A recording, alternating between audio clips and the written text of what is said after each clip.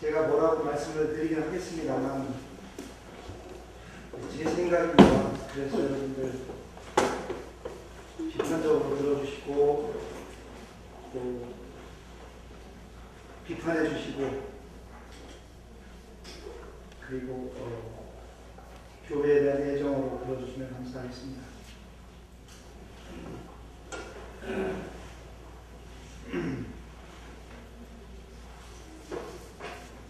여러분 요즘에 교회가 대접을 잘 못 받습니다. 아시죠? 네. 크게 대답하세요. 알겠습니다. 하느라고 하는데 걱정이 많습니다.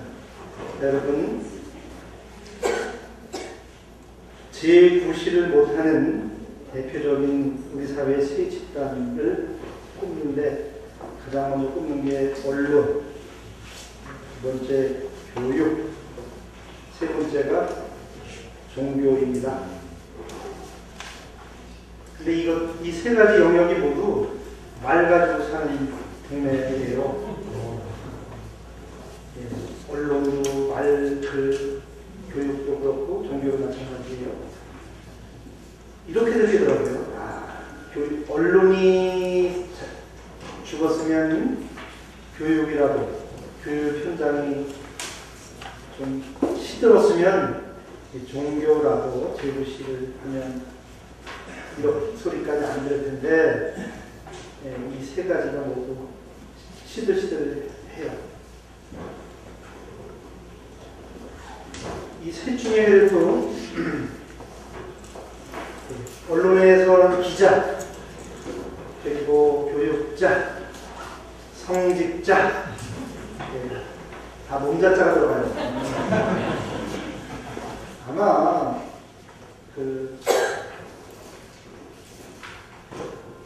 이름에 아마 그런 제9시 하기 어렵다는 한계가 들어있는 모양입니다.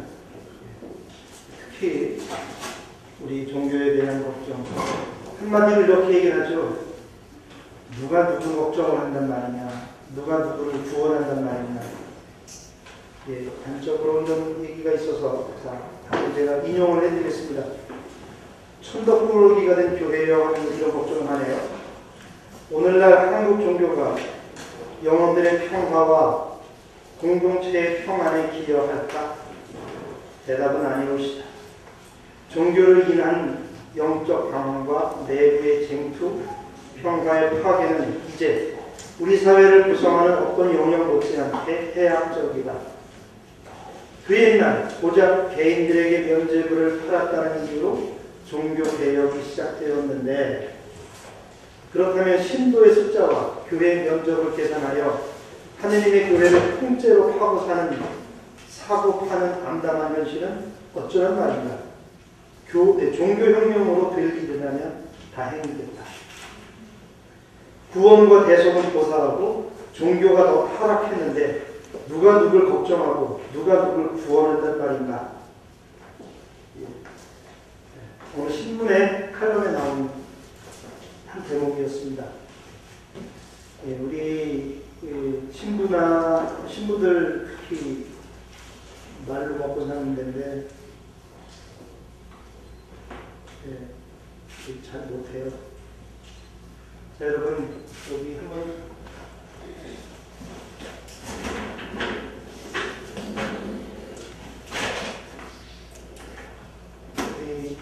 교회는 말을 잘 해야 됩니다. 그리고 예쁘게 해야 됩니다. 그리고 시적절하게 해야 됩니다. 해야 될 말은 하고 하지 말아야 될 말은 안 하고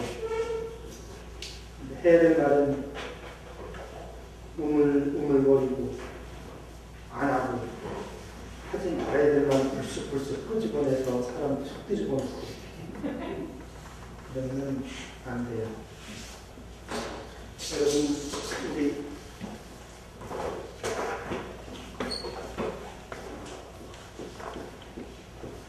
이거 절사자인데 우리 교회라고 읽어요. 근데 교회가 갖는 것 중에 대표적인 게 이런 거예요.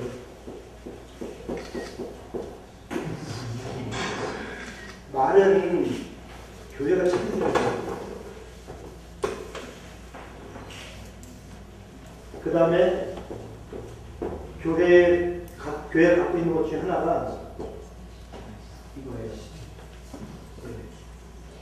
옛날에는 절이 교회니까 절에 가면 들을 말이 있었어요.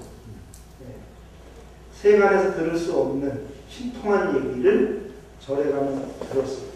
그래서 이런 말이 나오지 않았을까 그런 생각이 들고, 옛날에는 시계가 귀했으니까 절에서 울리는 아침 그리고 저녁 우리식으로 한 3종 소리 듣고 지금이 몇 시구나 가늠이 듣겠죠.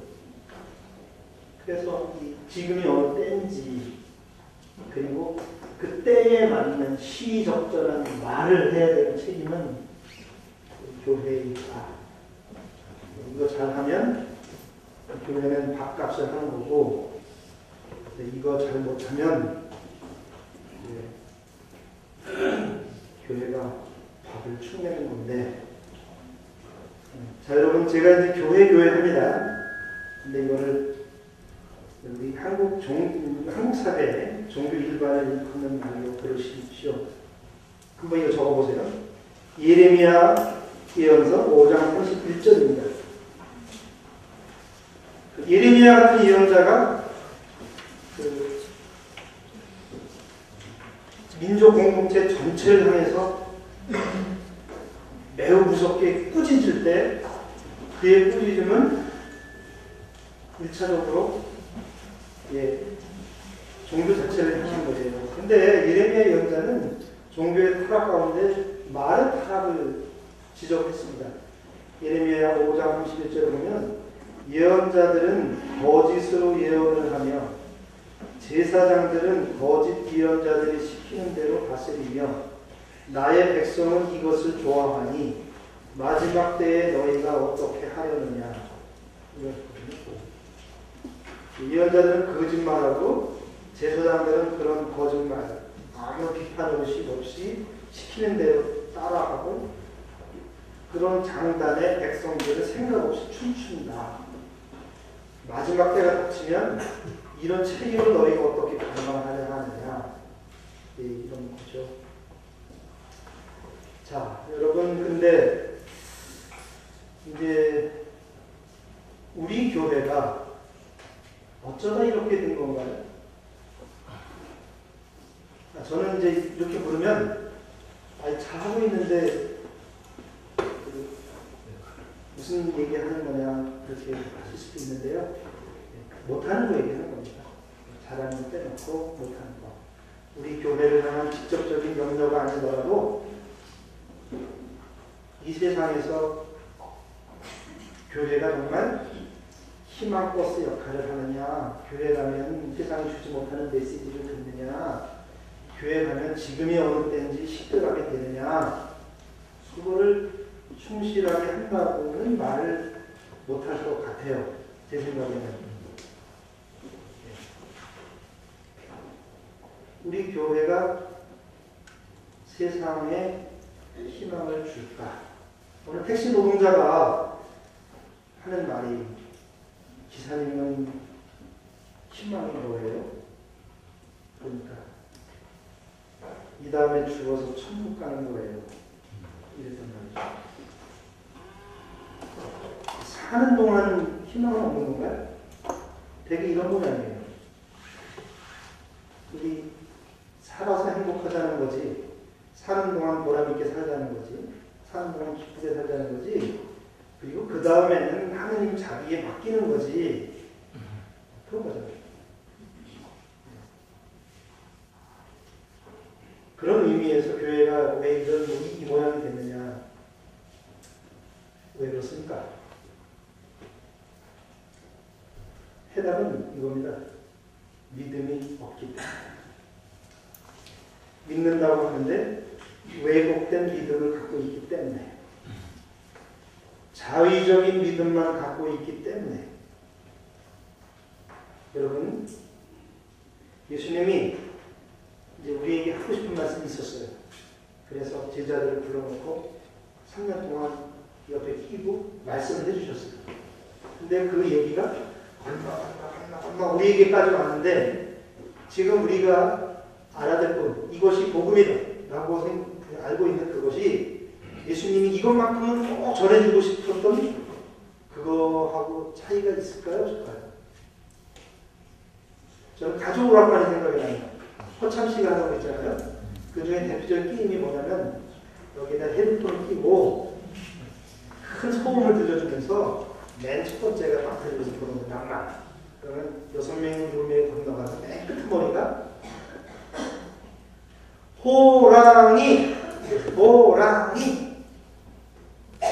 두 번째 건너가 호랑이. 근데 맨 마지막에 나오는 게 뭐예요? 고양이. 예수님은 우리에게 호랑이 얘기했는데 우리는 쥐 잡는 야옹이.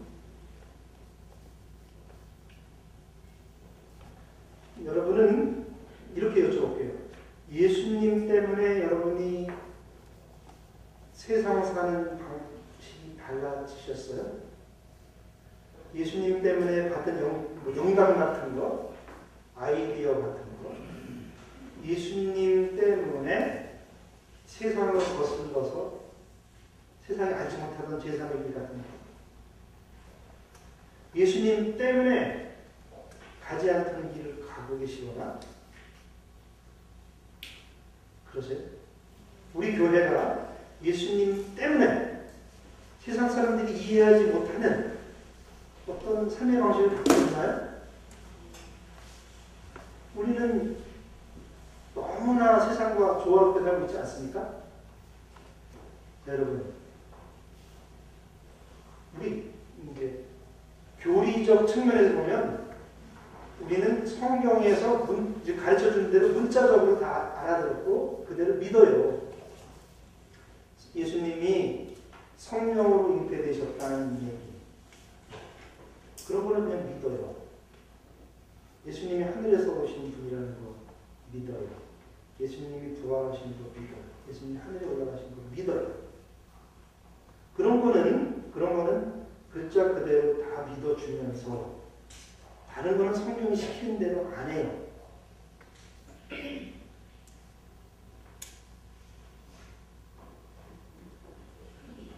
7일 만에 창조의 기간은 7일이었다. 이런 건 그냥 동의해 쉽게. 근데 7년에 한 번씩 빚을 탕감해 줘라. 이자 받고 돈 구워주지 마라. 이런 거는 왜 안 해? 그냥 개신교 신자분들 물어보고 싶은 거예요.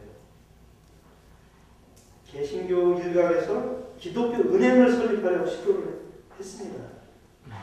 그런 사람들이 성경 축자 해석하는 사람들이에요. 근데 그런 거는 왜 성경이 시키는 대로 안 하죠? 여기에 야료가 있는 거예요. 단적으로 말씀드리면 이런 느낌을 지울 수가 없어요. 예수님을 십자가에 못 박은 것은 옛날 사람들이 아니라 오늘의 우리다. 예수님을 십자가에 못 박아요. 그리고 높이 높은 데에 박아놓고 예수님 우리가 경배하고 섬기고 모실 테니까 조건이 있습니다. 예수님은 떠들지 마세요. 예수님이 우리 삶을 관여하지 못하게 하시는 것 같아요. 왜도 못 박아놨으니까 손도 못 움직이고 발가락도 못 움직이고 말도 못하고 그러지 않습니까? 예수님 때문에 여러분 불편해 본 적 있습니까? 여러분 예수님이 롤 모델이에요. 여러분 예수님을 존경하세요? 어떤 점을 존경하세요? 예수님에게 내 인간적으로 승복할 수밖에 없는 그런 예수님의 장점이 어떤 거예요? 그런 게 있습니다. 예수님 아이들에게 설문지를 나눠주고 여러분이 존경하는 인물을 하나씩 쓰십시오. 그럼 예수님이 나옵니까? 안 나와요. 안 나옵니다. 이게 잘못된 거라고 저는 봐요. 수많은 위인들에게서 감동을 받는데 왜 예수님에게는 그런 역할을 보시지 않죠? 이런 거 아닙니까? 예수님을 우리가 믿음의 대상이라고 고정시켜놓고 벽에다 치드를 박아놓고는 거기서 멈추는 거 아닌가요? 그분이 내 삶으로 들어오는 것은 달가워하지 않는 거죠. 돌아가신 부모님들은 다 사랑해요. 돌아가신 부모님들에 대해서는 다 효자들이죠. 무슨 말씀인지 아시죠? 살아계시는 문제예요.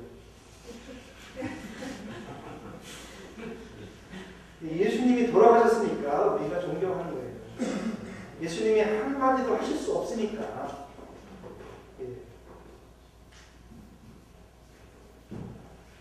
예수님이 여러분 십자가에 돌아가셨어요.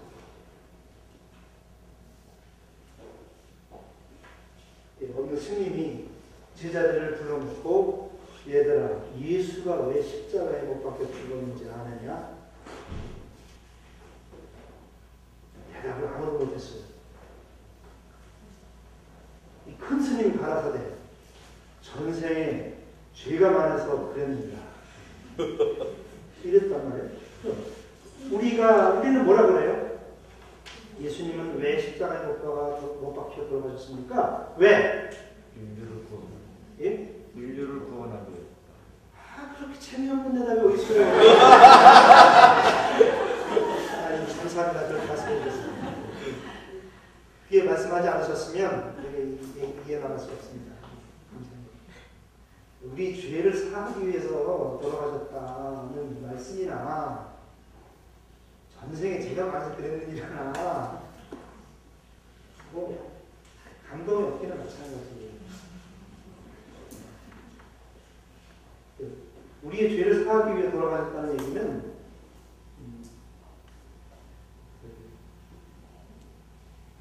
맞는 얘기죠. 그러나 이거는 신학적 해석입니다. 죽음의 의미를 어떻게 부여할 것인가 생각하다가 예수님 죽음에는 이런 값이 있다 매긴 것이 죄의 사함을 위해서 그렇게 하셨느니라지. 검찰 조서에는 뭐라고 써있던가요?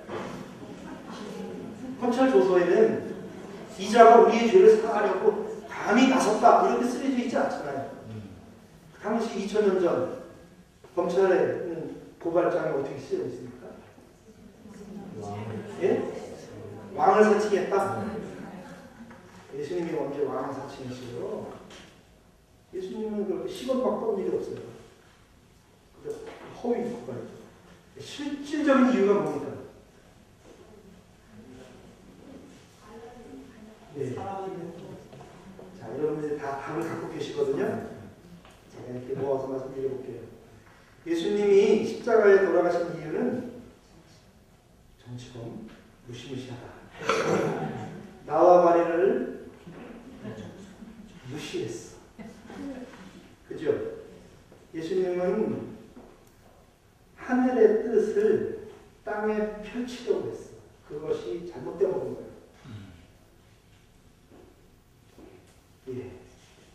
하늘의 뜻은 하늘에 펼쳐지고 땅의 뜻은 땅에서 전개되어야 나타나는데 그 경계를 허무른 게 예수님의 죄입니다. 용서할 수 없는 죄죠. 근데 오늘의 종교인들은 이렇게 하는 것 같아요. 땅의 뜻을 하늘에다가 심으려고 해요. 우리 생각을 하느님께 강요해서 하느님에게 졸라서 결과를 얻어내려고 하지 않아요. 단순하게 살면은 좋고 싶어요. 예수님이 3대로 살면 되는 거예요. 예수님이 친하게 지낸 사람들하고 우리도 같이 친하게 지내면 되잖아요.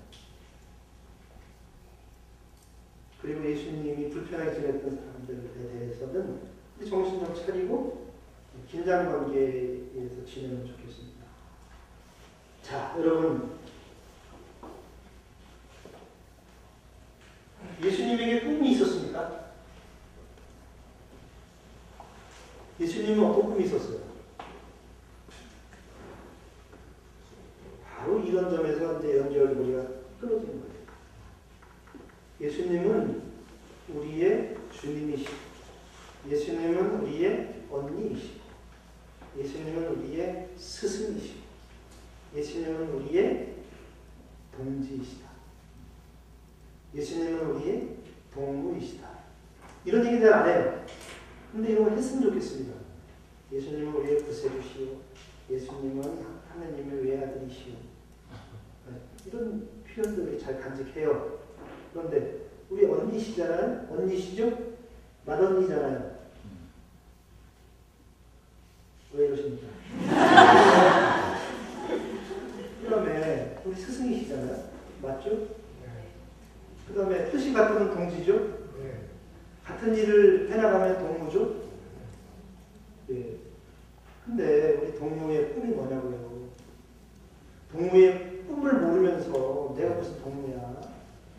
예수님이 목숨 바쳐서 그것 때문에 십자가 나무까지 기어 올라갔는데 그 꿈을 우리 모르면서 친구 먹자고 했었잖아요.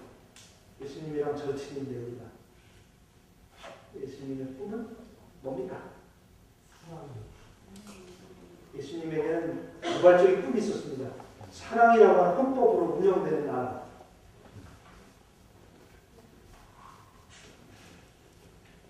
하느님입니다. 예. 여러분, 강론에서 하느님 나라라는 주제를 듣습니까? 신부님들이 하느님 나라 얘기하세요? 예. 예. 훌륭한 신부님과 같이 지내는 거예요. 저는 잘 얘기 안 했어요. 예수님은 하느님 나라 얘기에다가 미움받은 거예요. 하느님 나라가 다가왔다 이랬잖아요. 예수님은 다른 문제에 대해서는 너그러우셨어요. 근데 하느님 나라 문제만큼은 단호하고 매우 극단적이었습니다. 하느님 나라를 뭐 잔치에 비유하면서 옷 하나 잘못 입고 왔다고 내쫓고 어두운 곳에서 이를 박박하며 한탄하게 만들고 안 봐주잖아요. 하느님 나라. 예수님의 꿈이에요. 예수님이 품었던 하느님 나라의 전망이 어떤 것이든 간에 그 하느님 나라는 이 세상이 주는 평화와 다른 평화를 추구하는 거예요.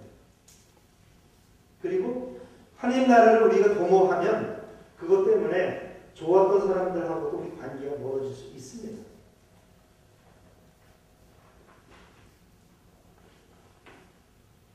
근데 예수님이 하느님 나라에 대해서 우리에게 고주할 비주할 자세히 말씀하지 않으셨지만 예수님의 그 이상 때문에 우리도 우리 현실을 대할 때 긴장감이 놓일 수밖에 없고 하느님 나라를 생각하면 우리는 자꾸 자극을 받고 아이디어를 얻게 돼요.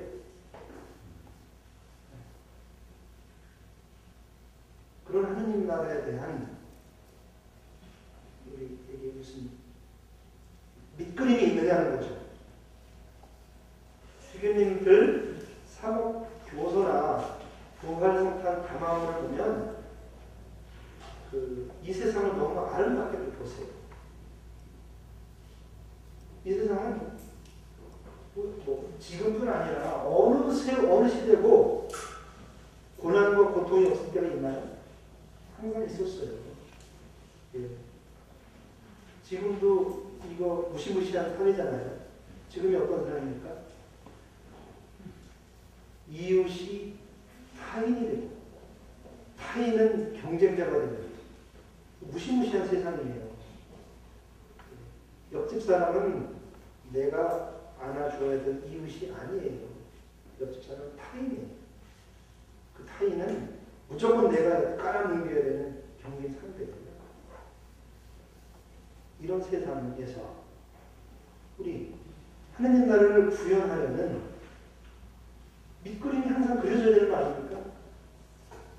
저는 녹색풍론 아시죠, 여러분?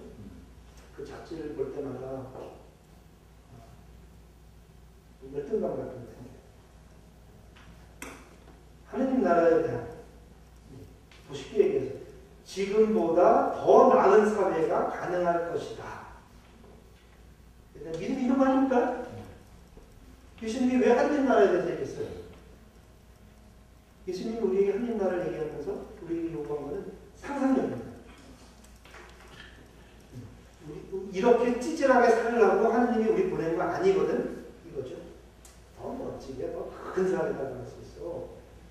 사람이 어쩌다 생겨서 시시하게 살다가 실없이 죽는 거예요. 근데 상상력이 부족해서 그렇지 더 멋지게, 더 근사하게, 더 신나게 그렇게 살 수 있다는 거죠. 근데 교회는 그런 전망 같은 거, 상상력 같은 그런 점에서 희망. 지금 우리가 이러지만 이렇게 하면 훨씬 더 재밌게 살 수 있어. 이런 게 약하죠. 최근에 나온 녹색평론에서 그 주간인 김종철 선생은 협동조합 얘기를 많이 해요. 일본 사례를 듭니다. 이제 우리가 이렇게 이제 문명의 전환점이 도래했다. 이미 시작됐고, 우리 어떻게 한다고 해서 지금처럼 살던 데서 사라지지 않는다. 그런 때가 왔다고 하면서 석유 문명은 이미 나가기 시작했다. 얘기를 하지 않습니까? 그래서 일본의 사례를 드는데, 일본 제국주의는 1945년 히로시마에서 끝장났고, 일본이라는 주식회사는 2011년 3월 후쿠시마에서 정쳤다. 일본은 한 번은 군사력으로, 다른 한 번은 경제력으로 대국주의를 꿈꿨는데 끝났다는 거죠. 일본의 제안은 그 무엇으로도 채워지지 않는다. 그러면서 협동조합 얘기를 해요. 우리는 이제 미국식, 일본식으로 살아오고 있잖아요. 일본이랑 친하면, 미국이랑 친하면 손해보지 않아요. 주주를 대할 수 있습니다. 뜻 있는 사람들로부터 존경받을 수 없지만 찌질하지만 따뜻하게 살 수 있습니다. 시시하지만 배부르게 살 수 있습니다.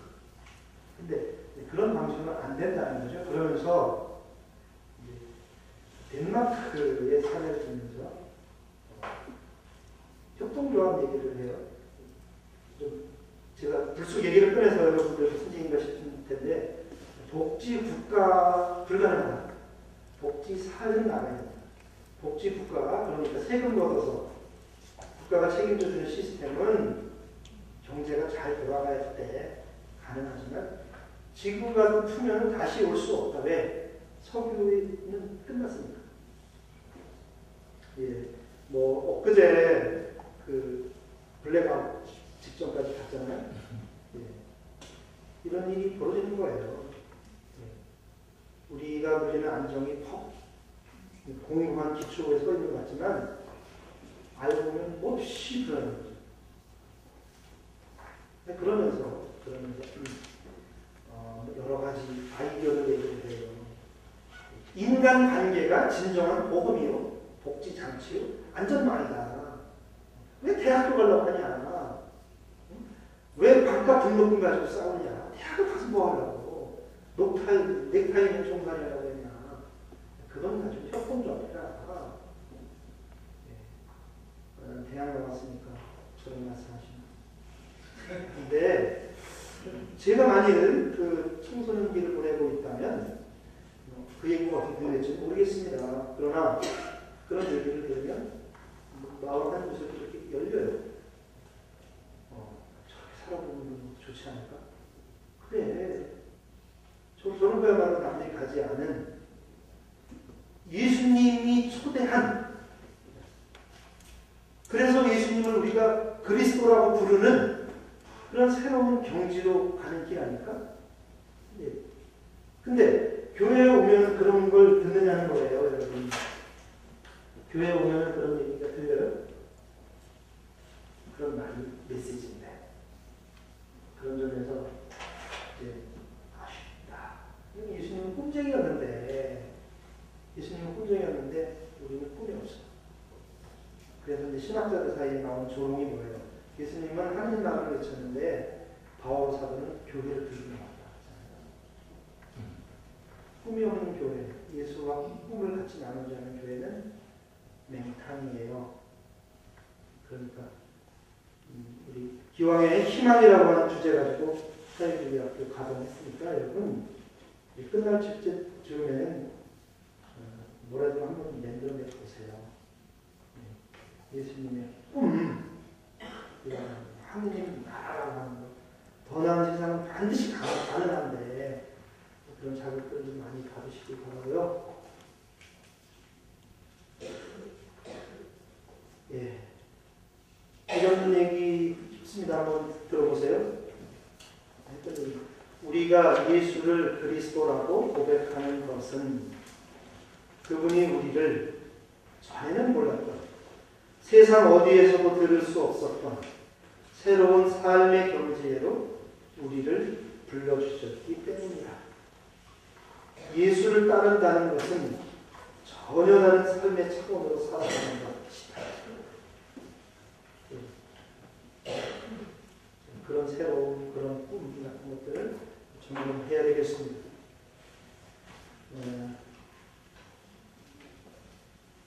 저는 이런 표현 들었습니다. 교회를 한마디로, 오늘의 교회를 한마디로 이렇게 표현했어요.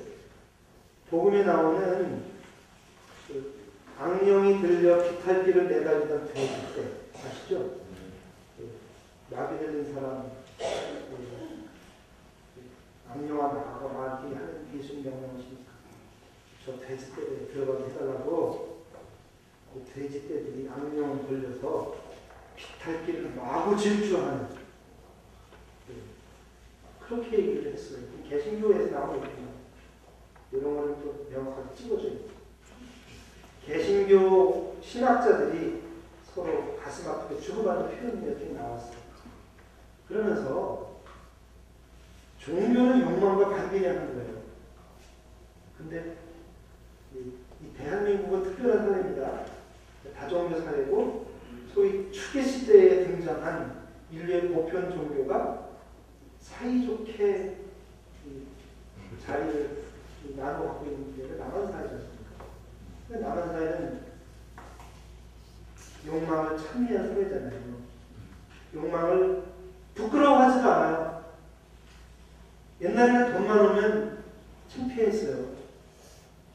옛날에는 삼성그룹 이병철 회장님이라고 안 그랬습니다. 뭐라고 했습니까?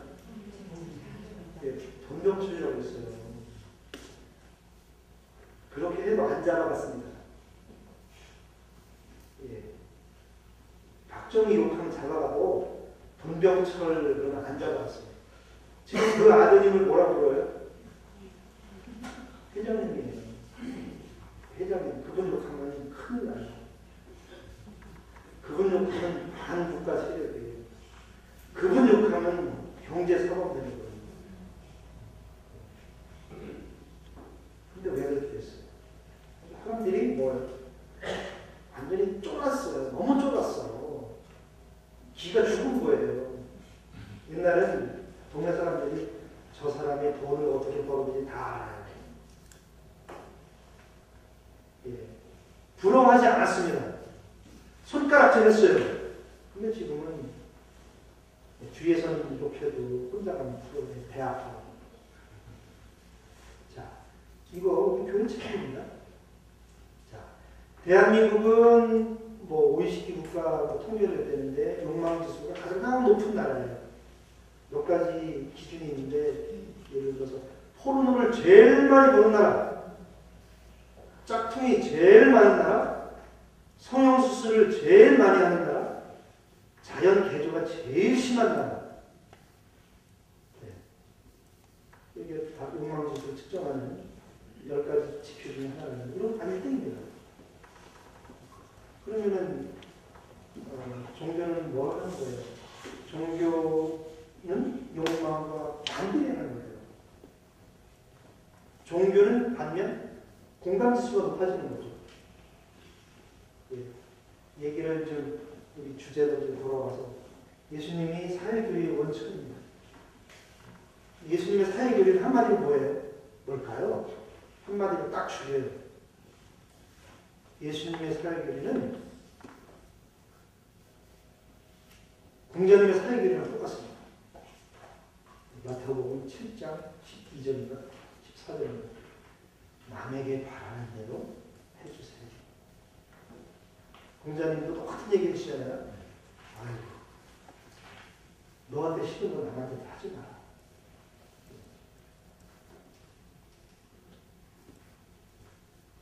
기소, 불력, 물시어인 그러지 않습니까? 남이 너한테 해주는 것이 그 싫은 거를 남한테 하지 말아 그러지 않습니까? 이거 사회교리예요. 이거 마태복음서에는 황금률 이렇게 적어놨습니다. 그런데 자, 공감지수를 얘기하는 거예요. 자, 여러분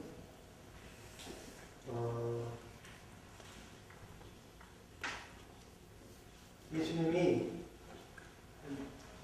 남에게 바라는 대로 해주어라 라고 하셨던 공자님이 원하지 않는 거 남에게 바라지 않는 거 남에게 해주지 마라 이렇게 말씀하시는 이런 황금률이 등장하는 시대는 태평성대였습니까? 어떻습니까? 예. 그러니까 아시는 대로 그때는 인류 역사의 암흑기예요. 예수님이 살던 때는 이스라엘이 역사 중에서 가장 암울한 때, 예언자도 없던 때, 그래서 묵시문학이 번창하던 때에 세상은 망할 거고 세상의 심판은 이루어질 거고 하느님의 심판의 불이 세상을 다 불태워버릴 거고 하는 그런 묵시문학으로 민중들이 위안을 받던 때입니다. 예수님의 때나 공자님의 때나 부처님의 때나 그 민족 역사에서는 가장 잔인한 때, 가장 폭력적인 때, 가장 야만적인 전쟁이 극성을 부릴 때, 그럴 때예요.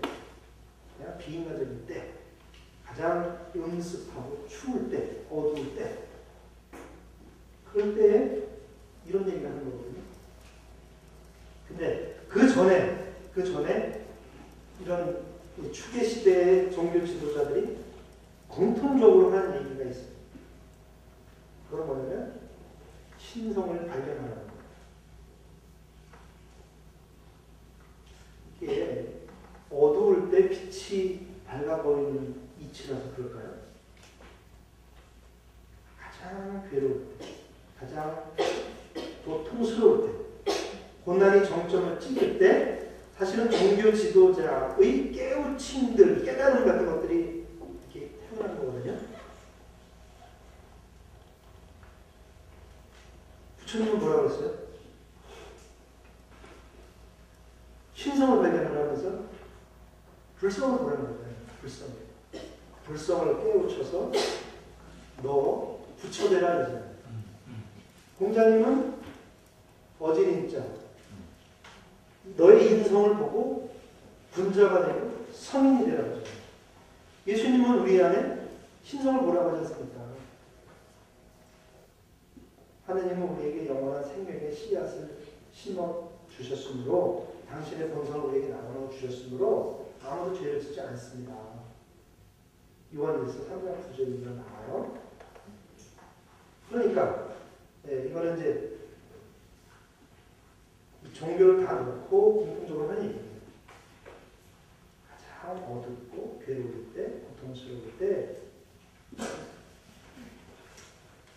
얻어진 진리가 다 똑같다는 거예요. 신성을 발견하라. 각자의 내면 안에서. 이 강도들의 시대인데 이런 깨달음이 나오는 거예요. 그러면 오늘 우리도 시대도 이 억지스러운 때 아닙니까?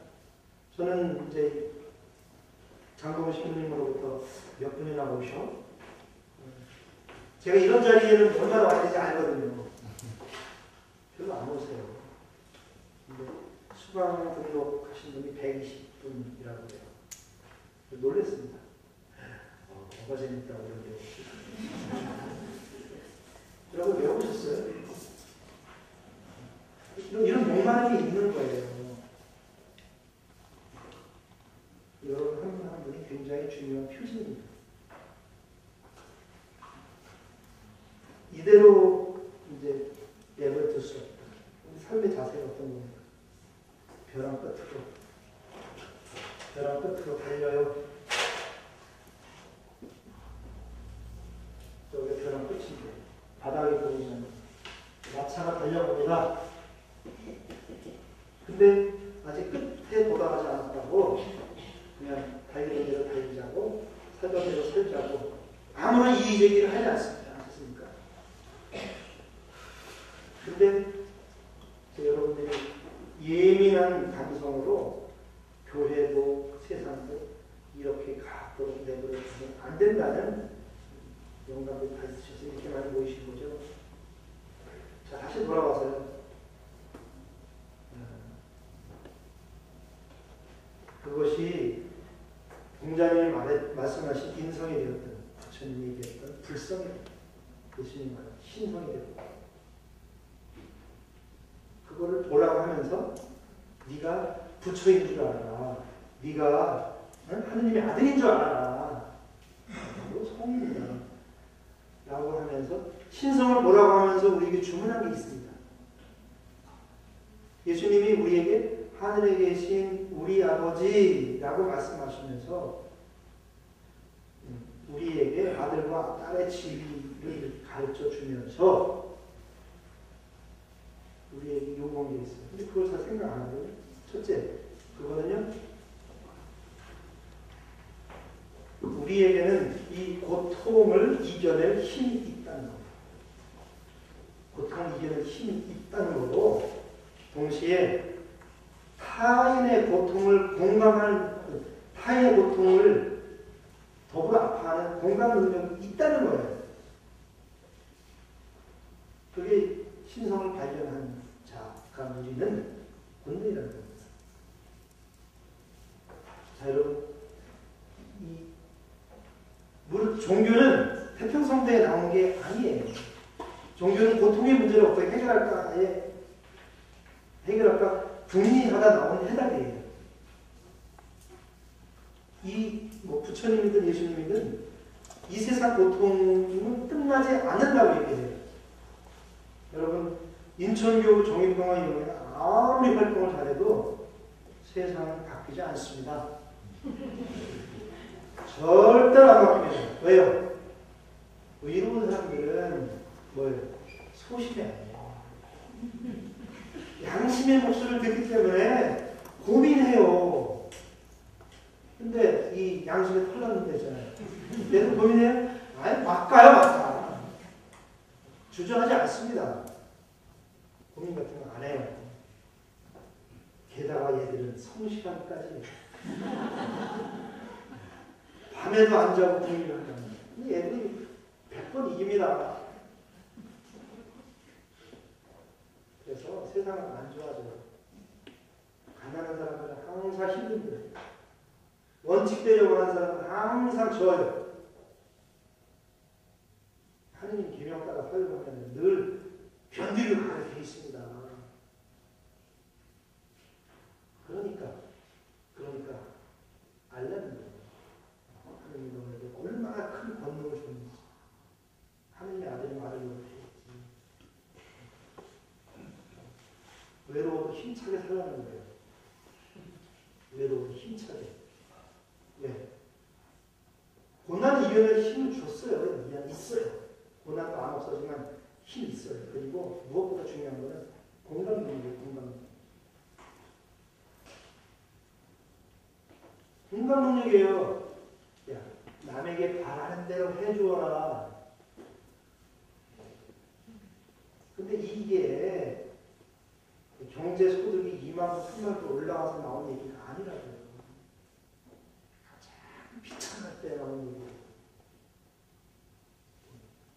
그러면 그 시대와 비교하면 얼마나 잘 살아요.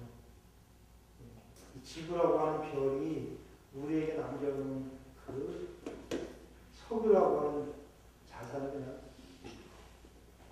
드라큘라 같이 그냥 쪽쪽쪽 다 빨아먹고서 뭐 100년 안쪽에 다 작사대반이니까 사람들이 파묻을 수가 있어. 왜? 응?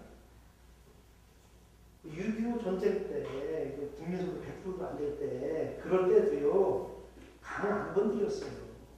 모래 안 파먹었다고. 가난하고 없어도 조상님들이 주신 거니까 물려줄 생각했다고요. 그걸 다 파먹어? 그러고도 그게 될 일인지 안 될 일인지 몰라? 과학의 영역이라고? 미친 거지. 한 발자국 더 나가네. 여러분, 제가 강조하고 싶은 것은 양심이에요, 양심. 양심이요. 좋을 양자거든요, 이거. 좋을 양심인데, 좋은 마음인데, 이 서양 말에서는 컨션스라는 게 같이 알다잖아요. 컨션스, 온, 알다, 쉬어야 돼. 같이 아는 거예요. 저 사람이 아는 것처럼 내가 아는 거예요. 내가 한 대 쥐어박으면 저 사람 아프겠다는 상상력이 있는 거예요. 신앙은 뭐예요? 타인의 고통에 대한 감수성이다. 이렇게 얘기해요. 근데 왜 이렇게 그 사람이 왜 35m짜리 타워 크레인에 올라갔는지 올라가서 8달이 다 되도록 내려오지 않는지 봐야 되잖아요. 근데 이게 모르겠어요. 지금은 긴급조치도 없고 전두환이나 박정희 시기에 그 무서운 고문도 없어요. 근데 사람들이 쫄았어요. 다 쫄아 있어 지금 보면. 기자들이 언제부터 쫄기 시작했냐. 전두환 때 언론 통폐합하고 쫄기 시작했어요. 그래서 싸가지 없는 사람들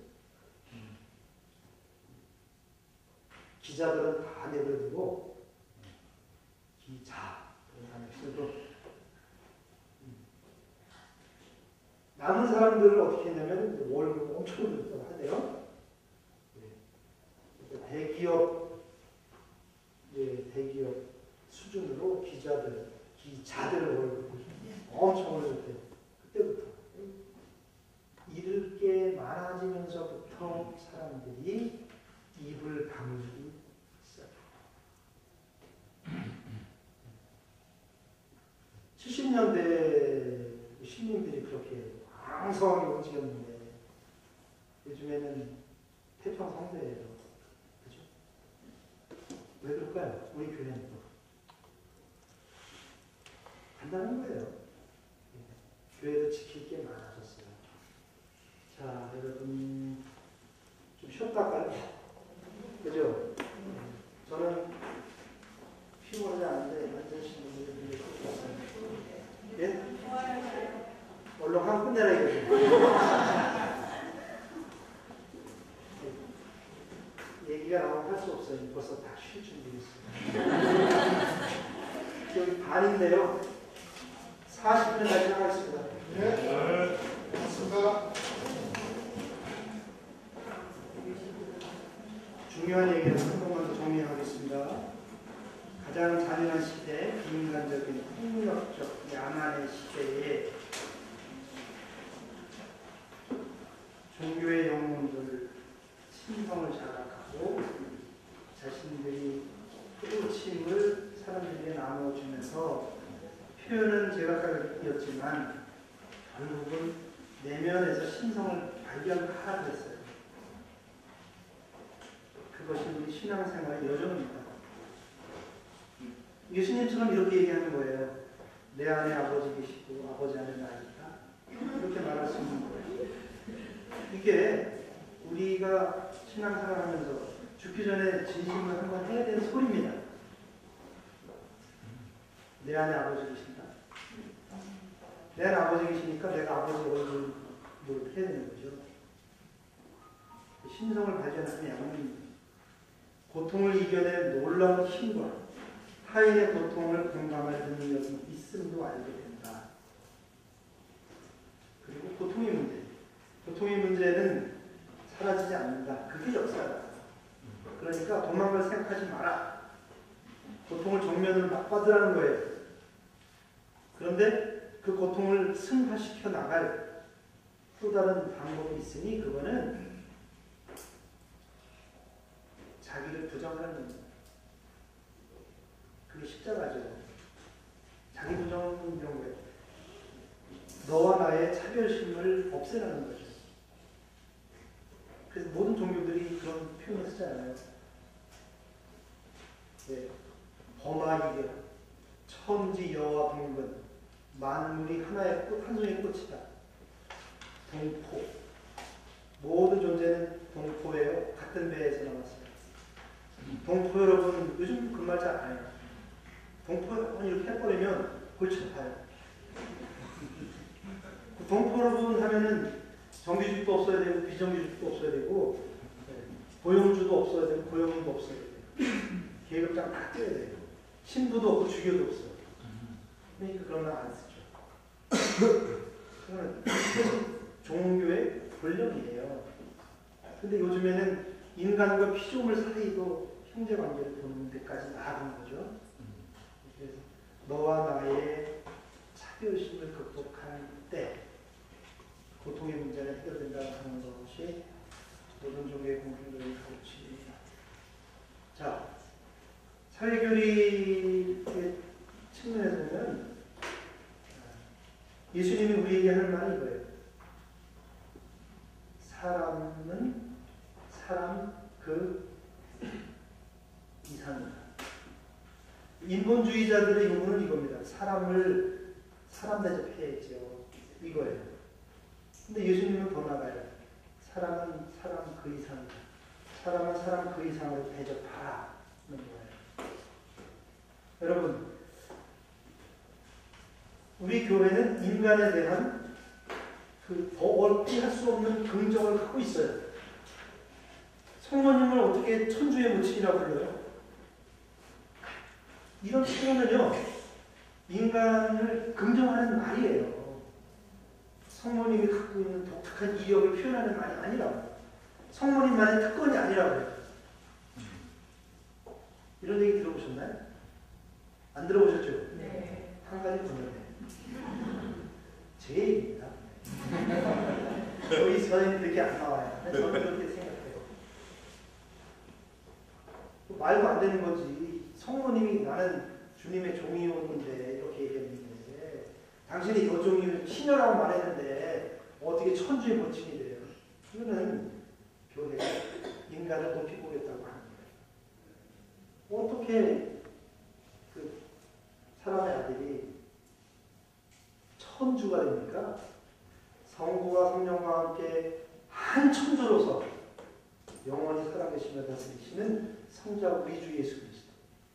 이것도 인간에 대한 긍정이라고요. 자기를 비운 자리에 성령을 모셔서 내 뜻을 포기하고 아버지의 뜻을 이 땅에 펼칠 때 그거 사람이 사람 그 이상이 된다는 거예요. 천주성을 나누어 갖는다는 거예요. 그게 복음서가 우리에게 주는 큰 메시지죠. 그런 품위를 가지고 이 세상에서 나를 봤으면 아버지를 본 거다 이 얘기 하는 거죠. 예수님이 위대함은 여기 있는 거라고 저는 생각해요. 나를 봤으면 아버지 본 거야. 근데 제자들이 웃기 싫어 안 했잖아요. 왔구나 했잖아요. 근데 이제 이거는 다 예수님이 당시 자랑한 게 아니라고요. 참 인간이라면 된 사람이라면 여기까지 갈 수 있는 거야. 이것도 가야지. 예수님은 우리 너를 믿으라고 하지 않았어요. 예수님이 나 믿어라 그랬어요? 아니에요. 예수님은 나처럼 해봐라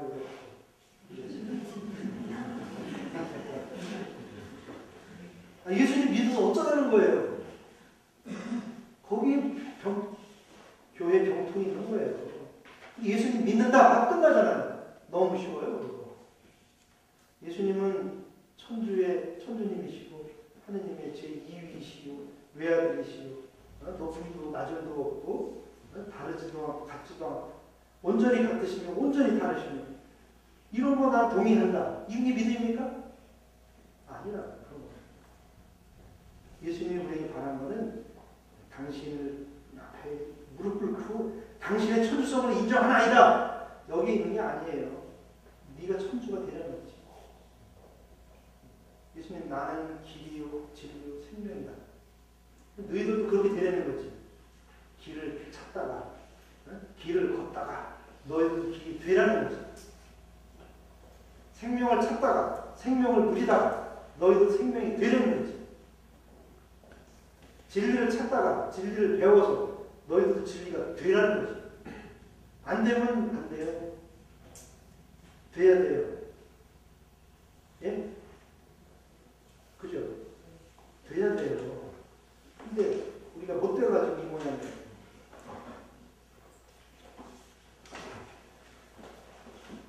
예. 이 얘기는 하고 넘어가야 되는데 시간이 허락하는지. 자, 여러분 예수님은요 이제 예수님 공부를 좀 하실 때 그 교리서는 덮으시고 여러분들의 경험을 가지고 인간 예수에 대해서 좀 매력을 찾아보세요. 인간이에요. 아시죠? 네. 수고하네. 예수님 인간이에요. 칼체동 공의회 결론입니다. 사람들이 예수님은 하느님이다라고 소리만 하니까 공의회에서 아이고 그 얘기가 아닌데 예수는 인간이다예요. 그럼 예수님도 인간이고 나도 인간인데 우리가 왜 한번 겨뤄봐야죠. 우리도 예수님처럼 살아보면 안 됩니까? 예수님 인간적인 매력이 어디 있는지 그의 위대성이 어디 있는지 그래서 내가 본받고 싶은 그런 포인트가 어딘지. 자, 예수님은요 성경의 복음서에 보면 예수님은 모세를 소개하고 있습니다. 아시죠? 마태복음 같은 경우에 예수는 신약의 모세예요. 예수님이 태어나자마자 헤로데가 칼을 달고잖아요. 모세 태어날 때 똑같죠. 사내 아이들 2살 이하의 사내 아이들 쳐라.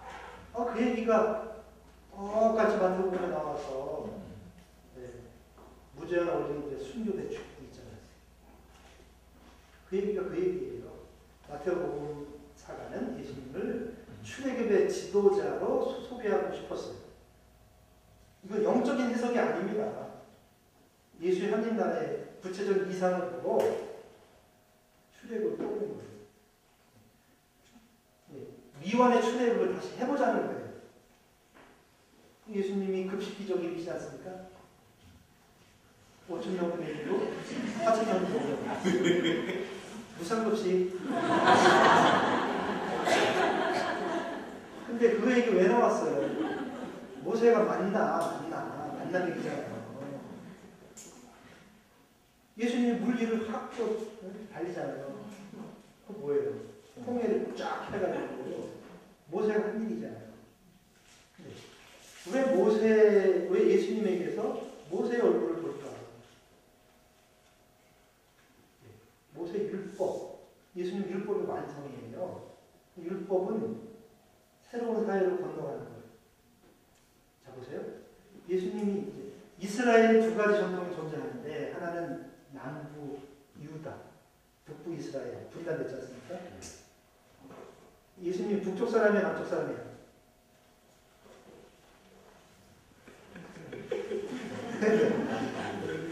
잘 대답해야 돼. 예수님이 북쪽 사람이에요. 북쪽 전통에서 태어난 아들이에요. 남쪽 전통은 예루살렘 왕정 전통이고 북부 전통은 다윗 임금 아래 솔로몬이 정치를 잘못하는 바람에 나라가 두동강 나지 않습니까? 뭐든지 유다 지파 중심으로 하니까.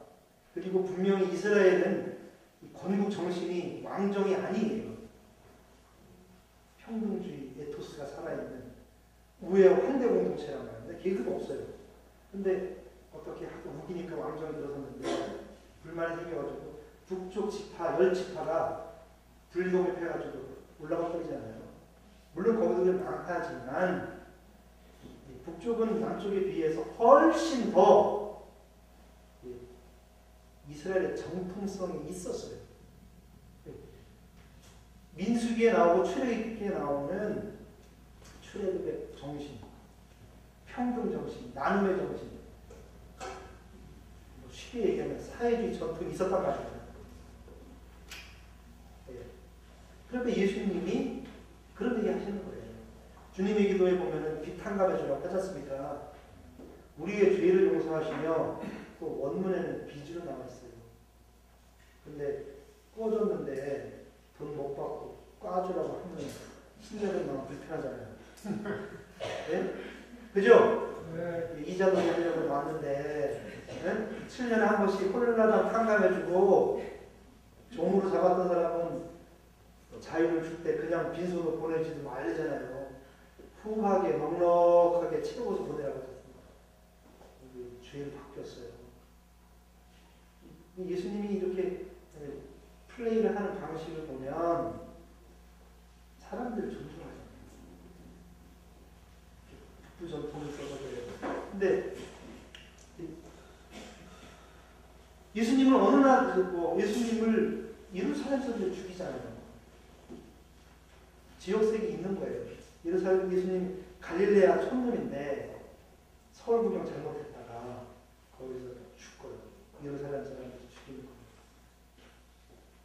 근데 예수님 부활해서 어디 갔어요?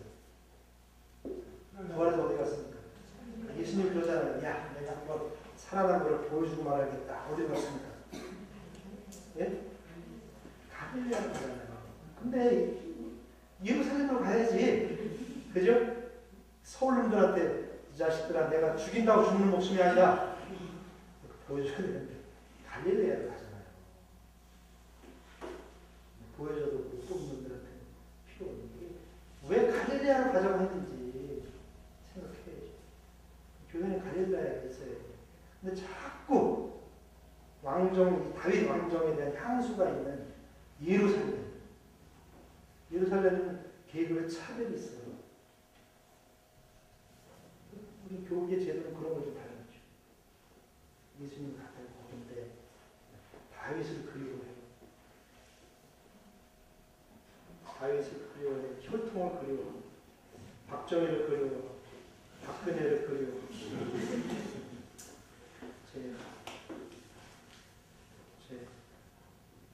이제 여러분 강의록은 제가 좀 두텁게 준비했는데요. 여러분들 집에 가서 읽어보세요. 여기 5쪽 보시면 장모의 3교에 나옵니다. 5쪽 한번 보세요. 몇 가지만 포인트만 찍고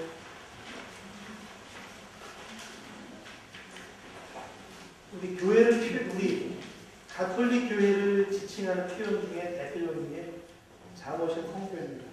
어렸을 때부터 그렇게 듣고 살았어요. 근데요, 개신교회는 이런 표현을 안 씁니다. 네, 확인했어요, 제가. 가톨릭 교회의 고유한 표현인데요. 왜 이런 표현을 쓰느냐면, 교회가 교회답게 만들어주는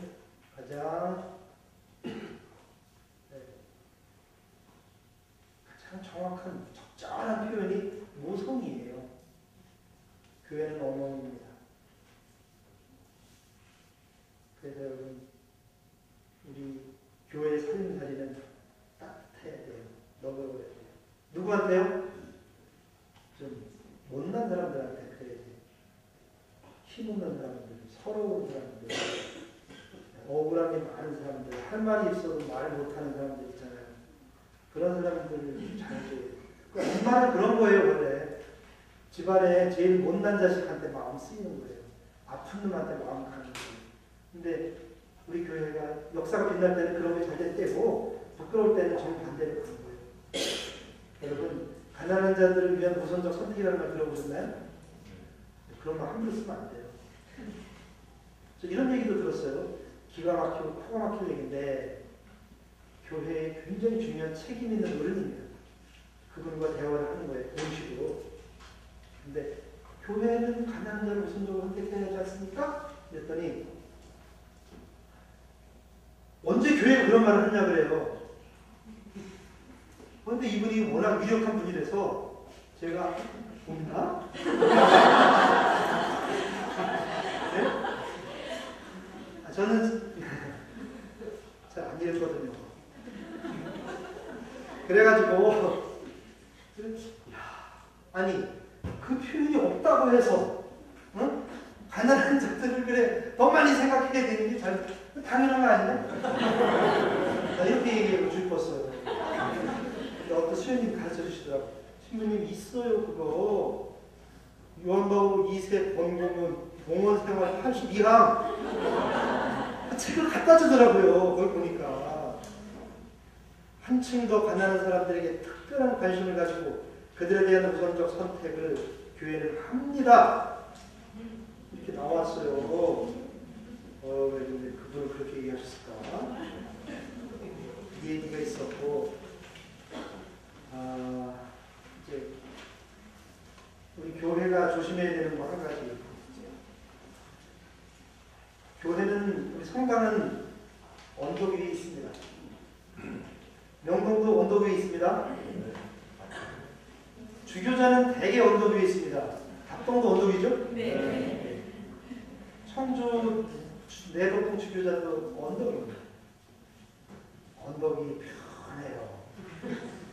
제가 있는 옥천성당도 언덕이거든요. 여기가 위는 위대로 확보해요. 아래는 또 아래대로 즐길 수가 있어. 네? 이게 교회 자리. 심심하면 밑에 가서 놀아. 그러다가 복잡한 문제가 있으면 올라와. 그 교회 가면 또 오줌 높아요. 위에 있으니까 다 내려다봐요. 그러나 사람들의 숨소리는 듣지 못한다는 거. 이 교회가 조심해. 사실 예수님의 십자가는 하늘이나 땅으로부터 다 위임받는 자리예요. 땅에서 추방당한 자리가 십자가고 하늘에서 받아들여지지 못한 자리가 십자가예요. 근데 우리는 이제 성당을 언덕에 탁 쳐놓고 위는 이대로 확보하고 아래는 아래대로 싹 치고 밤에 내려와서 술 한잔 쫙 하고 그런 얘기를 이제 용산 참사 때 많이 느꼈어요. 추기경님의 죽음을 두고 사랑이라는 말을 난무했어요. 사랑하세요. 우리 사랑합시다. 사랑하세요인가? 사랑했어요인가? 추기경님 빨간 딱지 있잖아요. 뭐라고 붙인 거예요 거기? 사랑합니다. 그 말 좀 안 했으면 좋겠어. 고객님 사랑합니다. 뭐가 다릅니까? 사랑이란 말은 낭만인데 사랑은 없어. 어두울 때 새벽이 가까운 건지 사대강 때문에 한국 천주교회가 정신을 조금 차렸어요. 사대강 사업을 반대로 천명하는 주교님들의 지엄하신 가르침이 나왔지 않습니까? 근데 말씀은 지엄하시고 계셨는데 실천은 좀 옹색했어요.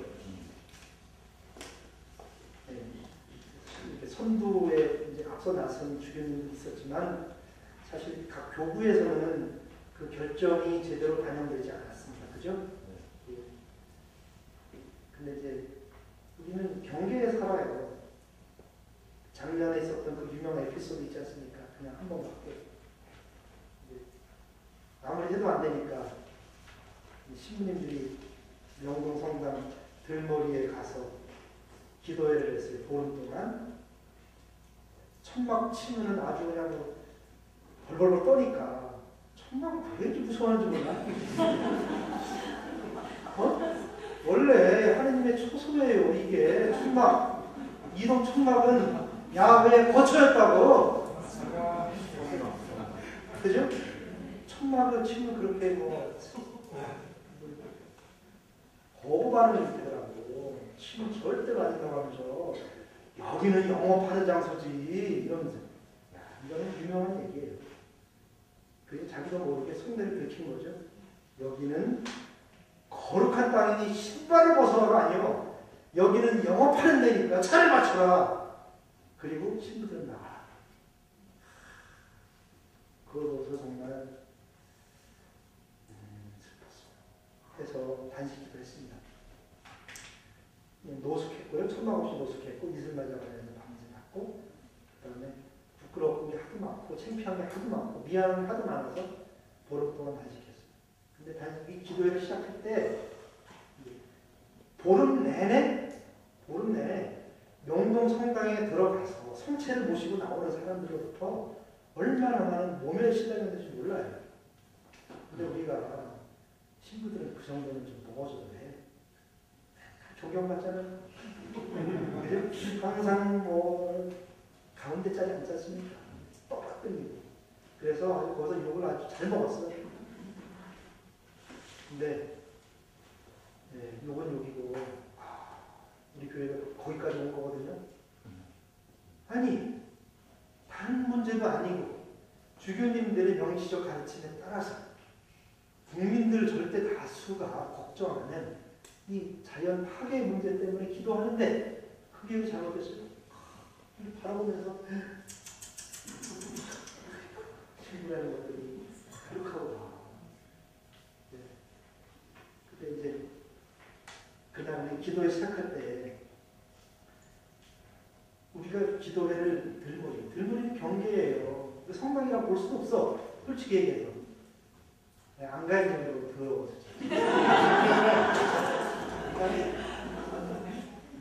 그리고 솔직히 얘기해서 우리가 없었으면 명동이 그런 지위를 얻었겠어요? 까놓고 얘기해보자고.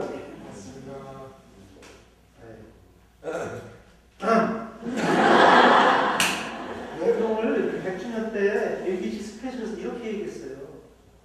맨 마지막 명동성당 특집 맨 마지막 멘트가 있냐. 한때는 박해받던 자들이 이제는 산에서 내려와 세상에 박해받는 자들을 품어주는 곳, 거기가 명동입니다. 이게 교회의 묘성이에요. 이게 예수님의 하느님 나라라고요.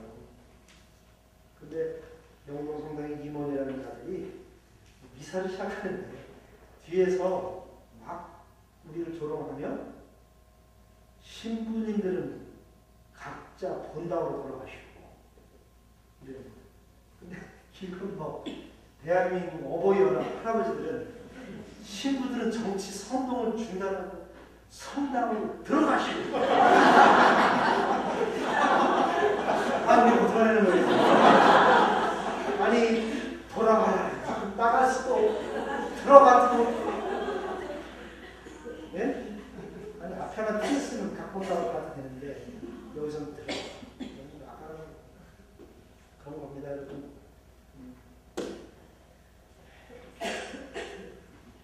자, 우리 교회의 구쪽 한번 보실래요? 페이지 구쪽 보시면 영화 얘기 나옵니다. 2010년도 칸영화제 심사위원 대상 수상한 자비의 보고하라는 프랑스 감독의 최신작 신과 인간. 대략 이런 내용입니다. 알제리 땅에 가난한 사람들과 어울려서 소박하게 살아가며 존경과 신뢰를 누리던 트라피스트 수사님들이 1993년 12월 24일 성탄 전날 이슬람 무장 세력의 첫 방문을 받습니다.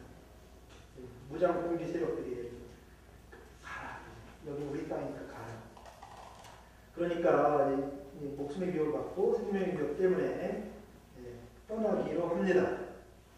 그런데 그 이튿날 형제 수사들이 한 번씩 원장님을 찾아와 이구동성으로 말하기를 간담회 결정 때문에 마음이 평안롭지 못하다. 이후 이 공동체는 몇 달간 자신들이 어떤 선택을 해야 하는지 식별합니다. 그리고 마침내 이런 결정에 이르러요. 정주 서원이 우리를 이곳과 이 땅의 사람들에게 묶어두고 있습니다. 희망의 문지기로서 끝까지 이곳에 머물려 한다. 우리의 서원은 이 백성과 맺은 계약이다. 그러므로 이들만이 우리를 풀어줄 권한을 가질 터 그때는 그들이 우리에게 떠날 것을 요구할 때이리라. 그런데 우리 이웃 형제들은 우리가 떠날까봐 두려워 떨고 있다. 그런데 어찌 우리만 폭력에서 벗어나 평화의 경계 저편으로 넘어갈 수 있으냐. 우리는 이 시련이 우리 한 사람 한 사람 그리고 모두를 변화시키라고 느끼고 있다. 그래서 이 트럼프 수사님들은 그 참수형을 당했어요. 실제로 있었던 일이에요. 근데 수사님들을 이렇게 목을 벤 극단주의자들이 참수형의 신학적 이유를 이렇게 밝혀요. 뭐라고 하냐면, 그쪽 그 위에 보세요. 이어지는 모름지기 수도승이라고 하면 세상을 멀리하고 수방에 은거하여 잠시만이 사람을 걸을 텐데, 그래서 제1대 칼리프 또한 이런 이들을 죽이지 못하도록 명을 했는데, 그런데 수도승이 자기 은수처를 떠나 사람들과 섞이게 되면 그를 죽이는 일은 적법해진다. 지금 우리 수중에 잡혀있는 수도승들이 바로 그런 경우인데, 이들은 세상으로부터 자신들을 단절시키지 않았다. 오히려 사람들과 함께 살면서 그들이 하느님의 길에서 멀어지게 하며 복음화를 꾀했다. 그들에 대해 고발한 내용은 이보다 훨씬 심각하다. 그래서 여러분, 사회교리 공부는 복음에 충실하고 예수님의 꿈을 아는 것을 동지가 되고 동무가 되는 길이에요. 그래서 최신자 선생님은 제 누님인데 저보러 5,000원 내고 왔어요. 다음부터 안 온대. 그러지 마시고 사회교리 학교는 더 불타올라야 됩니다. 결론입니다. 교회는요, 여러분이 오신 이유는 이렇게 생각해요. 이 교회 역사를 보면 장로신님 교회 재미있는 얘기 많이 해주실 텐데, 교회가 못된 일 많이 했어요. 제가 아는 것보다 여러분이 아는 것보다 훨씬 이상한 짓을 많이 했어요. 제가 얼마 전에 본당을 떠났는데, 전에 이렇게 문화 떠났는데 1학년짜리가 저한테 좀 편지 이렇게 쓰있더라고요. 신부님, 위험한데 좀 그만 가시고 이상한 짓 좀 그만하세요.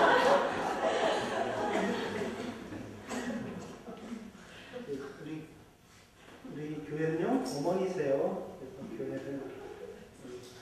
교회가 우리 실망을 많이 해도 버릴 수 없어요. 왜요? 교계 제도가 교회 아니에요. 우리가 교회예요. 하느님 백성이 교회라고요. 그러니까 여러분들이 오신 거겠죠? 네. 우리가 교회입니다. 네. 우리가 교회예요.